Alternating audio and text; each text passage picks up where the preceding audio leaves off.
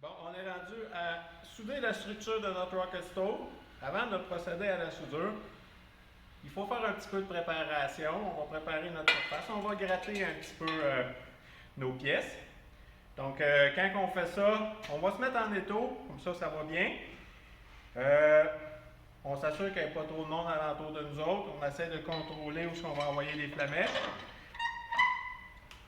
En étau, avec la visière, on va prendre la meule à surfacer. Puis, on va gratter un petit peu pour enlever tout le fini de surface là, sur la structure.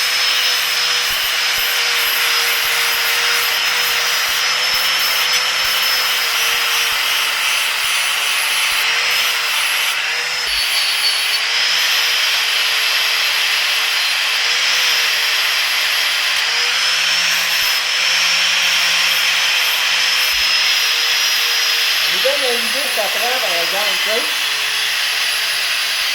Fait que là, j'ai fini de faire la préparation. Je vais vous montrer un petit peu la préparation. Donc, on va chercher à peu près un quart de pouce ici pour être certain d'avoir toute la bande de soudage, là, de façon à éliminer toute la fini de surface, éliminer toutes les graisses qu'il peut y avoir sur les tubes. Lorsqu'on va venir à souder, on va avoir deux belles surfaces qu'on va pouvoir venir souder ici de cette façon-là. Ce qui est important, c'est bien se brider sur la table pour qu'on soit vraiment à plat sur la table. Fait que dans certaines situations, il peut y avoir des graines de soudure de quelqu'un d'avant qui a soudé. Donc, il faut prendre le temps de bien nettoyer la table pour être certain qu'on soit bien à plat dessus. On serre comme il faut notre bridage. Un coup qu'on est bien bridé, on va pointer 4 petits points de soudure, un ici, on va virer ça de côté, on va en faire deux autres aux mêmes endroits pour être certain que ça ne bougera pas, que ça ne travaillera pas lorsqu'on va souder. Puis on vient brider ça par la suite, puis on va pouvoir souder.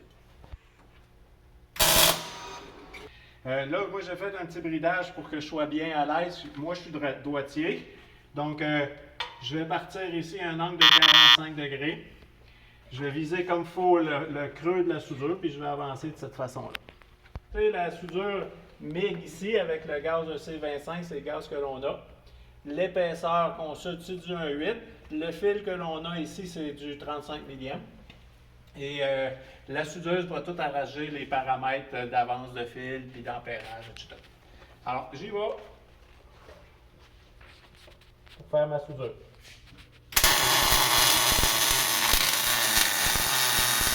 J'ai fini ma soudure, c'est pas parfaite, mais quand même. Chose importante, il faut quand même patienter un petit peu avant de débrider pour être certain que toutes les tensions internes qui sont causées par la chaleur sont parties. Comme ça, là, nos tubes n'auront pas tendance à se déformer. Fait que là, ça vient d'être refroidi, je peux débrider, je continue à suivre ma gamme. On va aller souder de l'autre côté. Alors, on a fait le tour.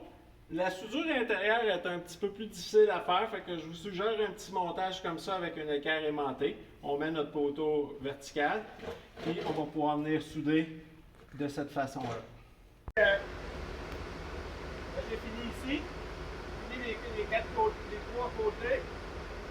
Il reste le côté intérieur ici. Ben là, on va y aller au MIG parce que l'angle intérieur est un petit peu plus difficile